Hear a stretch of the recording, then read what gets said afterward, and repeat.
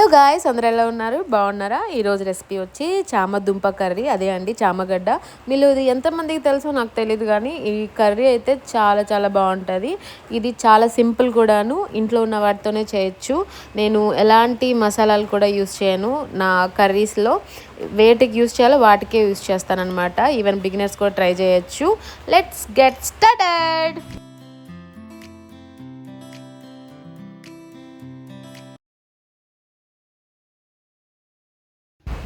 So first అయితే చామగడ్డల్ని తెచ్చుకోవాలండి. So చామగడ్డలు కూడా మీరు ఇలా పొడుగ్గా ఉన్నవి తెచ్చుకోండి. ఎందుకంటే మీరు పీల్ చేసుకోవడానికి, మనము పైన అంతా మంచిగా రావడానికి బాగుంటుంది. చిన్న చిన్న తెచ్చుకుంటే ఏమవుతుందంటే అవి సరిగా రాదు, మన చేతిలో కూడా అంత గ్రిప్ ఉండదు అనమాట. అవి జారిపోతూ ఉంటాయి. చామగంటలు కొంచెం జిగురుగా ఉంటాయి కాబట్టి.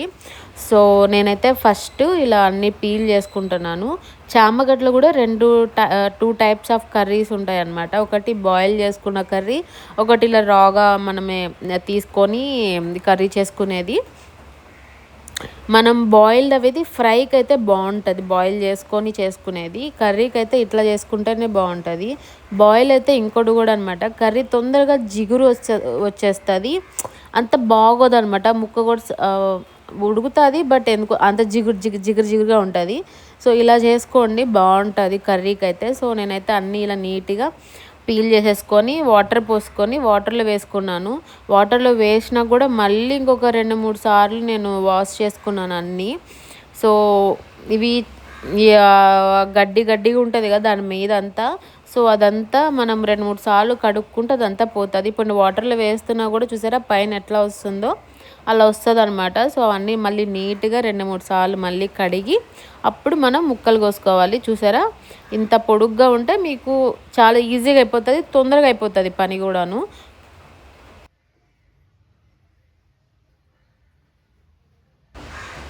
ముక్కలు కూడా మీరు మరీ లావుగా కట్ చేసుకోకూడదు, అలానే మరి సన్నగా కట్ చేసుకోకూడదు.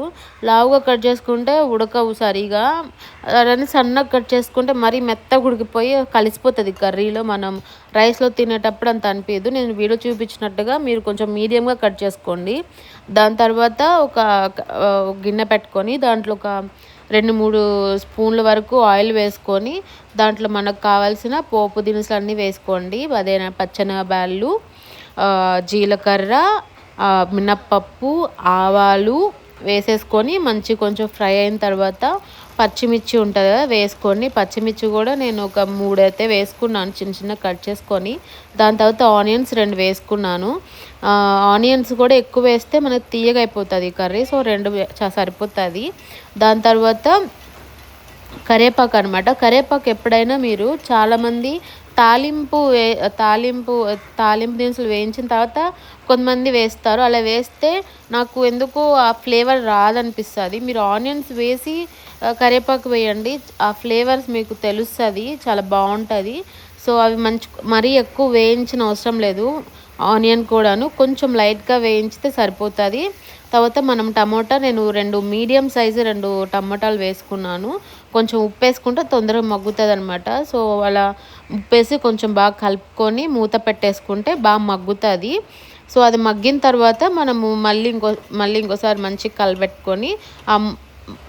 కలిపెట్టుకున్న తర్వాత అప్పుడు మనం కట్ చేసుకొని పెట్టుకున్నాం కదా ఈ చామదుంపలు ముక్కలన్నీ కూడా దాంట్లో వేసేసుకోవాలన్నమాట. అన్నీ వేసేసుకొని ఉప్పు మనము దీంతో ఇప్పుడు వేసాము కదా, కొంచెం టమాటాతో వేసాము, మళ్ళీ ఇప్పుడు చామదుంపల్లో కూడా కొంచెం వేసుకుంటే మనకి ఆ ఉప్పు అనేది ఆ దుంపలకు కూడా బాగా పడుతుంది. సో పసుపు వేసుకున్నాను, తర్వాత ఉప్పు వేసుకోండి. ఉప్పు వేసుకొని మంచిగా కలుపుకోవాలి, అంతా అన్నిటికీ బాగా పట్టేలాగా.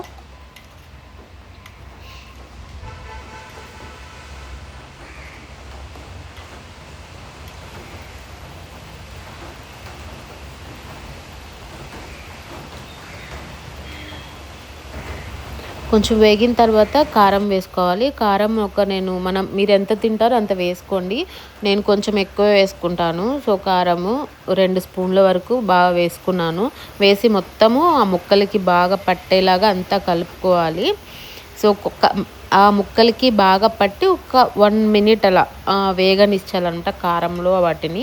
మంచిగా. సో అవి కొంచెం వేగితే అంత జిగురుగా మరి ఎక్కువ జిగురు అనేది రాదు. సో చూసారా అట్లా మంచిగా వాటికి బాగా పట్టినాయి.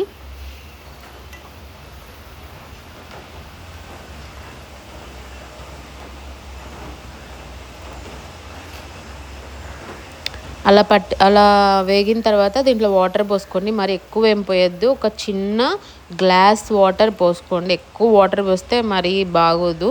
సో ఒక గ్లాస్ వాటర్ పోసి ఒకసారి అంతా బాగా కలిపెట్టుకొని మనం ఒకసారి ఉప్పు అనేది చూసుకోండి. మీరు ఉప్పు చూసుకొని మీకు ఎంత కావాలో అంత వేసుకొని మూత పెట్టేసి దానివల్ల మీడియంలోకి పెట్టేసుకోండి మంట. మీరు అలా మీడియంలో పెట్టుకొని ఒక 15 మినిట్స్ వరకు అలా ఉంచుకుంటే ఫైనల్గా మనకి ఇలా వస్తుందన్నమాట curry.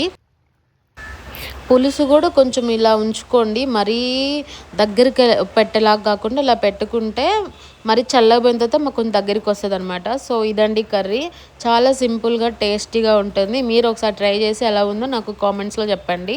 If you like this video please like, share and do subscribe to మీ నాన్నకుట్టి. సో మళ్ళీ మనం నెక్స్ట్ రెసిపీలో మళ్ళీ కలుద్దాం. Until then, bye bye.